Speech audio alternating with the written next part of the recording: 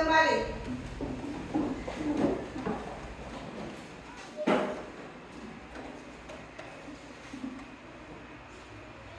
Ibu akan bertanya tentang materi sebelumnya. Siapa yang masih ingat? Saya, Bu. Apa yang kalian ingat? Teks narasi dan teks eksposisi. Iya, teks narasi dan teks eksposisi. Siapa yang bisa menjelaskan pengertian dari teks narasi dan teks eksposisi? Saya, Bu. Coba Aisyah. Teks narasi adalah karangan cerita yang menyajikan peristiwa atau kejadian secara kronologis atau berdasarkan urutan waktu.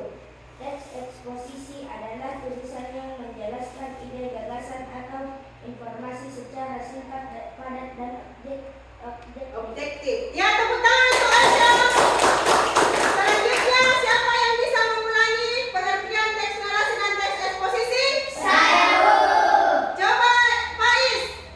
Teks narasi adalah karangan cerita yang menyajikan peristiwa atau kejadian secara kronologi atau berdasarkan urutan waktu. Teks eksposisi adalah tulisan yang menjelaskan ide, gagasan, atau informasi secara singkat, padat, dan objektif. Iya, tepuk tangan untuk Faiz.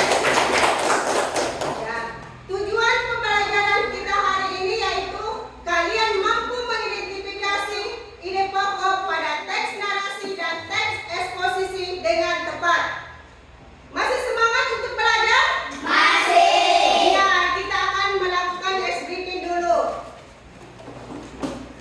Tepuk satu. Tepuk dua. Tepuk tiga. Tepuk empat. Tepuk lima. Ya, tepuk tangan untuk kita semua. Ya, silakan duduk. Baiklah, Ibu akan menampilkan video. Kalian perhatikan dan simak baik-baik.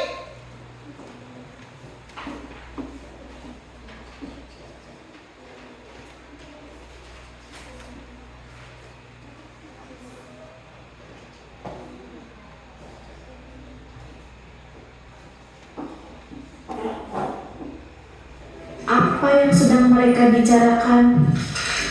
Filmnya tentang apa sih? Bacaan itu tentang apa? Kalimat tersebut menanyakan sebuah topik yang berarti ide pokok atau gagasan pokok. Nah, anak-anak, di video kali ini kita akan mempelajari ide pokok. Ide pokok adalah sebuah topik yang akan dibahas di dalam sebuah paragraf. Istilah atau nama lain dari ide pokok yaitu gagasan pokok, gagasan utama, ide utama, pikiran utama, dan pikiran pokok. Ide pokok juga mencakup inti masalah, masalah utama, tema, topik, dan simpulan. Paragraf yang baik memiliki ciri. Yang pertama, memiliki ide pokok yang berfungsi sebagai topik pembahasan dan terletak pada kalimat utama. Yang kedua, memiliki beberapa kalimat penjelas berfungsi untuk menjelaskan topik tersebut. Unsur dari paragraf yaitu ada alinea, yang berarti ada kalimat yang menjorok sehingga posisinya seperti pada bacaan. Unsur berikutnya ada yang disebut kalimat utama. Pada umumnya terletak di awal paragraf atau di akhir paragraf. Kalimat utama akan memuat satu kalimat penuh sampai dengan titik. Unsur berikutnya yaitu kalimat penjelas atau disebut juga kalimat khusus. Cara menentukan ide pokok. Pada paragraf tersebut, kalimat utama terletak di awal paragraf yaitu reptilia adalah segala jenis hewan yang berjalan melata atau merayap. Dalam satu paragraf terdapat satu ide pokok dan terletak pada kalimat utama. Setelah kita membaca dengan seksama paragraf tersebut, kita temukan kalimat utama beserta kalimat penjelasnya. Kemudian kita buatkan kesimpulan secara keseluruhan inti dari paragraf tersebut. Dan ide pokok dari paragraf tersebut yaitu pembahasan tentang reptilia. Sesuai dengan kalimat utama kan? Contoh yang kedua, untuk menentukan ide pokok, pertama kita harus membaca dengan seksama. Kemudian temukan kalimat utamanya. Pada paragraf tersebut, kalimat utama berada di akhir paragraf dan kalimat sebelumnya merupakan kalimat penjelas. Dari kalimat utama, kita bisa menentukan ide pokoknya, yaitu perilaku baik Rina. Contoh yang ketiga, kita baca terlebih dahulu paragraf tersebut, kemudian menentukan kalimat utamanya. Pada paragraf tersebut, kalimat utama berada di awal paragraf dan ditekankan kembali di akhir paragraf. Terdapat pengulangan kata kunci di awal dan di akhir paragraf, yaitu pendidikan karakter. Sehingga kita bisa menentukan ide pokoknya, yaitu pendidikan karakter. Dari ketiga contoh paragraf tersebut, kita bisa menentukan jenis-jenis paragrafnya. Ada paragraf deduktif yang kalimat utamanya berada di awal paragraf, seperti pada contoh berikut. Yang kedua, paragraf induktif, kalimat utamanya berada di akhir paragraf, seperti pada contoh berikut. Yang ketiga, paragraf campuran, kalimat utamanya berada di awal dan ditekankan kembali di akhir paragraf, seperti pada contoh berikut. Jadi kalimat utama ada di awal dan di akhir. Ini merupakan gabungan antara deduktif dan induktif. Setelah melihat video ini, diharapkan kalian bisa menentukan ide pokok atau gagasan pokok dari suatu paragraf. Tetap semangat dan belajar dengan rajin ya.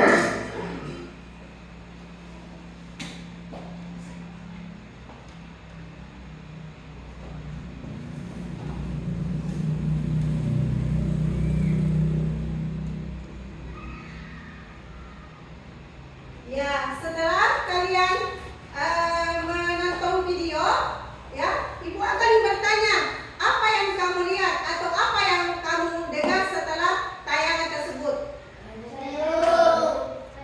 Coba, Sarah. Ide pokok, alinea, kalimat utama, kalimat penjelas, gagasan utama. Iya, tepuk tangan. Iya. Selanjutnya siapa lagi? Suci. Iya, tepuk tangan untuk Suci. Selanjutnya siapa lagi? Eka. Kalimat penjelas, kalimat induktif, kalimat khusus. Iya, ada kali tepuk tangan untuk Eka. Ada kalimat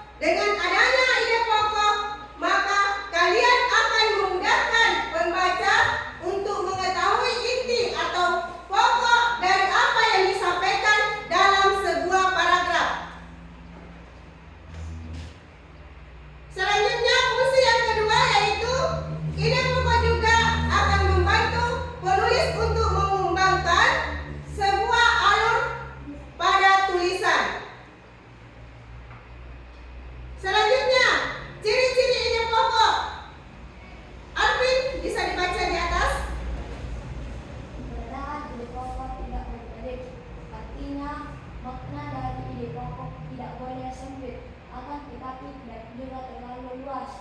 Hal ini berfungsi supaya pembaca dapat mudah untuk menangkap apa ide pokok tersebut. Selain itu, ini juga akan membantu pembaca untuk mudah dalam memahaminya. Iya, yang pertama yaitu keberadaan ide pokok tidak berbelit. Artinya makna dari ide pokok itu tidak boleh sempit dan tidak boleh juga luas. Selanjutnya ciri yang kedua,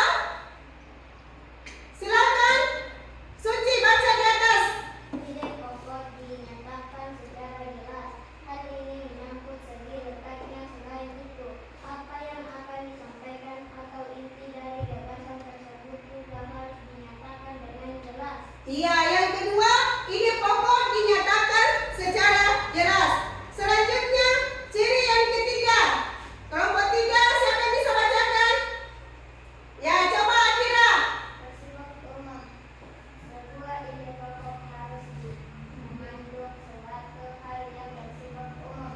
Hal ini artinya akan dimunculkan lagi. Artinya bahwa suatu ide pokok kemudian akan bisa dijelaskan dan dijabarkan lagi. Menambah Tersebut akan lebih spesifik spesifik pada kalimat. kalimat berikutnya. Iya, ciri yang ketiga yaitu bersifat umum, artinya setiap ide pokok kemudian akan bisa dijelaskan dan dijabarkan kembali. Selanjutnya, ciri ide pokok yang keempat yaitu memiliki kalimat pendukung. Sebuah ide pokok tidak lantas berdiri sendiri dalam satu paragraf, tetapi ide pokok harus memiliki kalimat pendukung atau bisa juga kalimat penjelas. Jadi kalimat pendukung tersebut berguna untuk memberikan penjelasan lebih lanjut terkait dari ide pokok sebelumnya. Jadi sehingga paragraf itu akan menjadi padu. Selanjutnya, bagaimana cara menemukan ide pokok? Yang pertama, kita harus membaca seluruh paragraf. Ya, kita harus mencermati kata demi kata setiap dalam paragraf. Selain itu, kita harus membaca dengan teliti setiap informasi yang ada. Jadi langkah ini untuk membantu menentukan ide pokok dalam suatu paragraf. Yang kedua yaitu membaca setiap kalimat. Jadi setiap kalimat yang terdapat di dalam suatu tulisan atau bacaan harus perlu dipahami. Jadi kita lakukan karena setiap paragraf terdiri dari beberapa ide pokok. Ya, dalam setiap bacaan itu ada beberapa paragraf. Jadi setiap ide pokok bisa terletak di mana saja, baik di awal, di akhir, maupun di awal dan di akhir.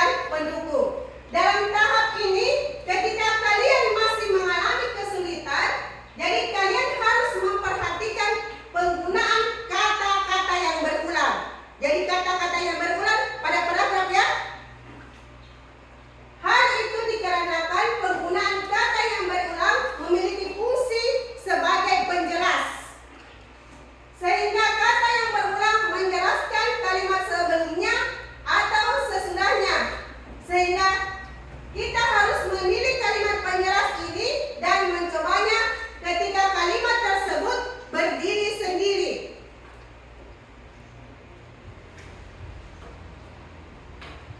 Selanjutnya, poin ke-6 yaitu menyimpulkan isi paragraf. Jadi, kita dalam menentukan ide pokok, kita harus menyimpulkan dari sebuah paragraf apa kegunaannya untuk membantu mencari dan menentukan sebuah ide pokok sehingga memudahkan untuk memberikan ide pokok pada paragraf tersebut. Selanjutnya, yang ke-7, coba Aisyah, silakan baca. Menandai ide pokok. Tandailah ide pokok pada setiap paragraf dari suatu tulisan secara menyeluruh. Kamu bisa melakukan ini dengan menggabungkan bagian awal dan akhir di kalimat di paragraf tersebut. Ide pokok ini umumnya disebut dengan ide pokok campuran. Iya, di sini yaitu menandai ide pokok.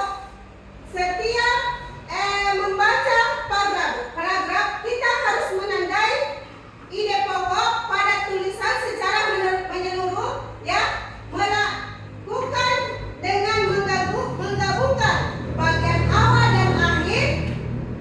Jadi ide pokok ini umumnya disebut dengan ide pokok campuran, deduktif dan induktif. Perhatikan contoh yang pertama. Gurita merupakan salah satu jenis hewan tidak bertulang belakang yang dikenal sebagai hewan yang cerdik dan pintar. Hal itu karena seekor gurita memiliki daya ingat yang cukup kuat. Gurita dapat memecahkan masalah yang dialaminya lebih cepat dengan cara mengingat pengalamannya ketika memecahkan masalah yang sama. Selain itu, gurita juga dikenal sebagai perenang yang cukup cepat. Gurita menggunakan gerakan pendorong jet untuk bergerak cepat dan bergerak jarak jauh. Perhatikan, warna biru adalah merupakan kalimat utama. Jadi, ini merupakan ide pokok dari bacaan gurita. Gurita merupakan hewan tidak bertulang belakang yang cerdik dan pintar. Jadi kalau berada pada di awal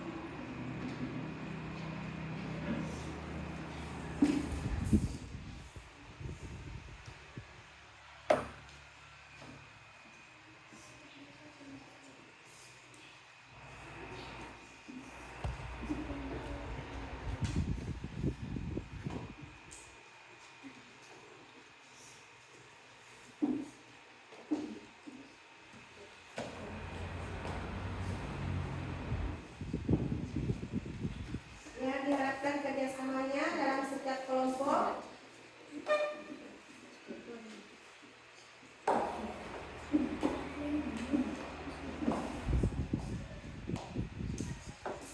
Jadi stick note-nya itu sudah ada lemnya, jadi tidak perlu lagi lem, langsung ditempel di atas.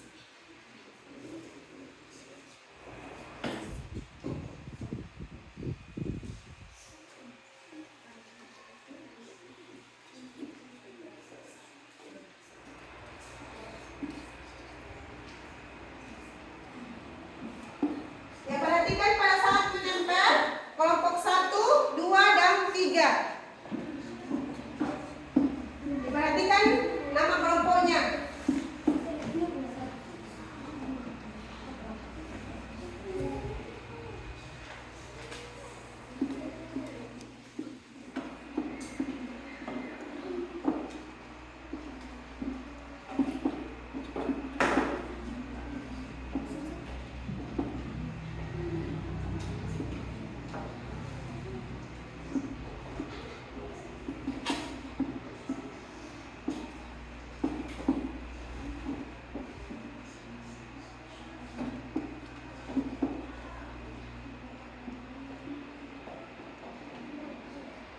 Bagaimana kelompok 3?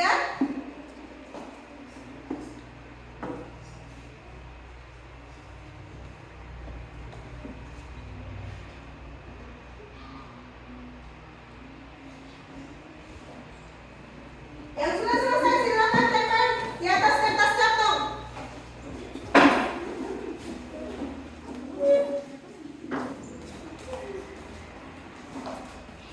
Perhatikan kelompoknya. Dikasih di atas. Ya. Di mana paragrafnya? Iya. Sudah dilihat? Oke.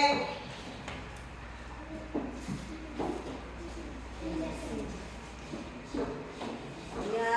Selanjutnya tes yang kedua.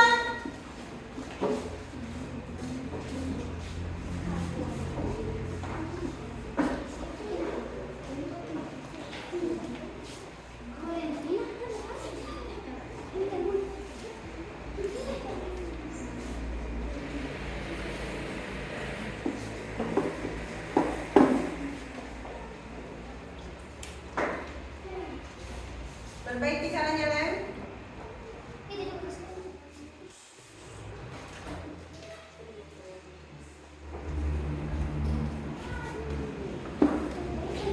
Ngapain, Lem? Sebentar supaya tidak tahan.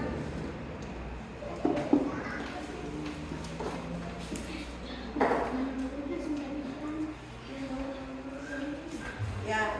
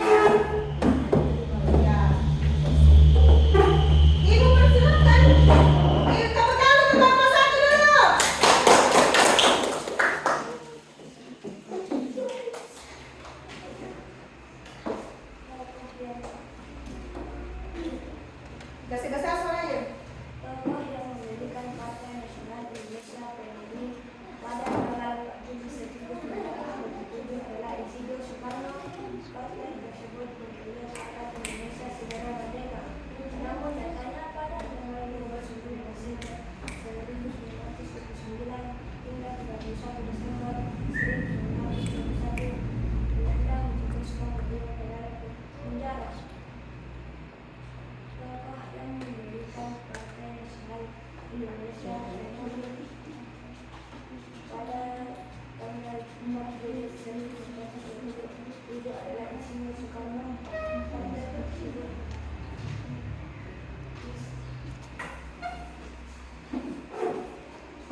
Kasih besar suaranya, nak. Kasih besar.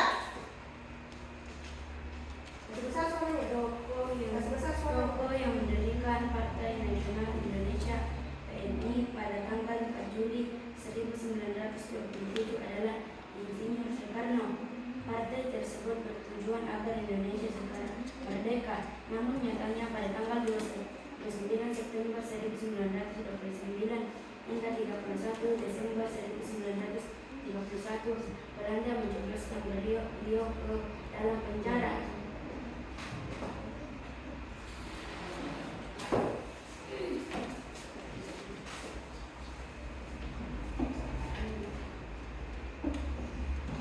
Setelah Soekarno dibebaskan, beliau bergabung dengan Partindo, namun ditangkap kembali lalu dibuang ke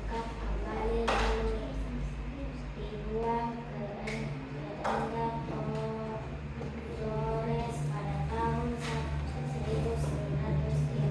Kemudian beliau dipindahkan lagi ke Bengkulu setelah melewati persetujuan dengan panjang. Akhirnya Soekarno dan Bung Hatta mengproklamasikan kemerdekaan Republik Indonesia pada tanggal 10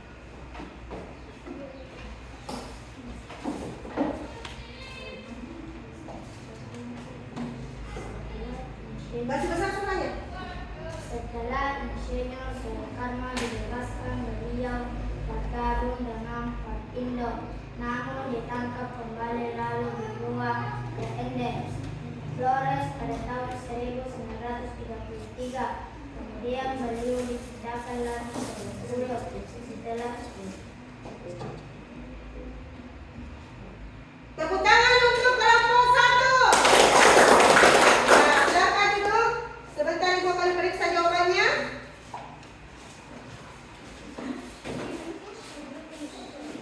Selanjutnya kelompok 2.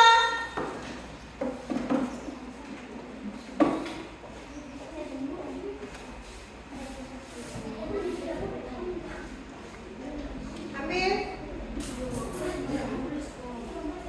Ya, silakan. Berjejer ke belakang, nak. Tidak bisa mengganggu temannya. Nanti ada bagiannya. Tokoh yang mendirikan Partai Nasional Indonesia pada tanggal 4 Juni 1927 adalah Soekarno. Partai tersebut bertujuan agar Indonesia segera merdeka, namun nyatanya pada tanggal 29 Desember 1929 hingga 31 Desember 1931 Belanda menjeboskan beliau ke dalam penjara.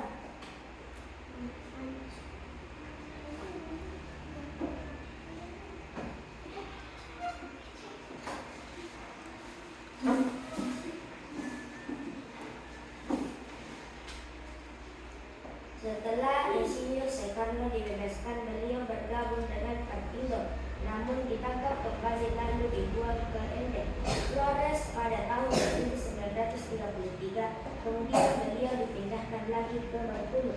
Setelah melewati perjuangan yang panjang, akhirnya Insinyur Soekarno dan Bung Hatta memproklamasikan kemerdekaan Republik Indonesia pada tanggal 17 Agustus 1945.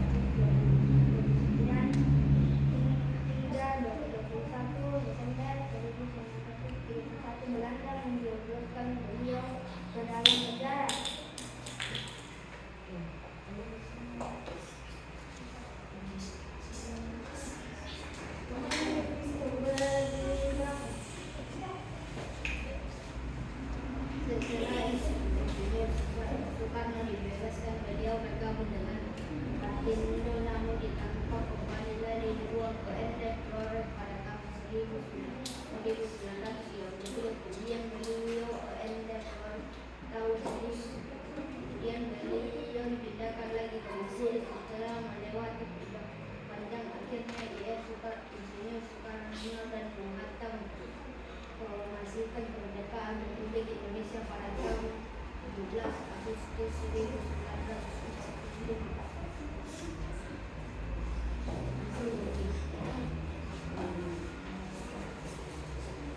Tepuk tangan untuk kelompok 3. Ya, baiklah Ibu akan periksa mulai jawabannya.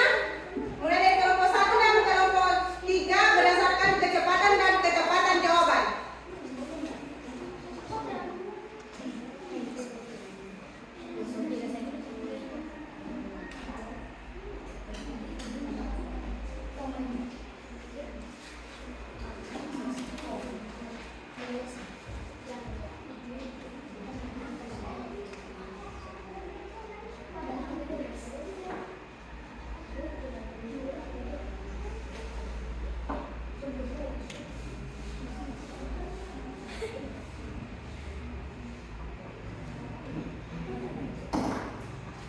Ya baiklah, kita akan mendengarkan jawabannya. Bacaan pertama itu termasuk paragraf deduktif, yaitu beternak ayam sangatlah mudah dibagi masyarakat Desa Limbung.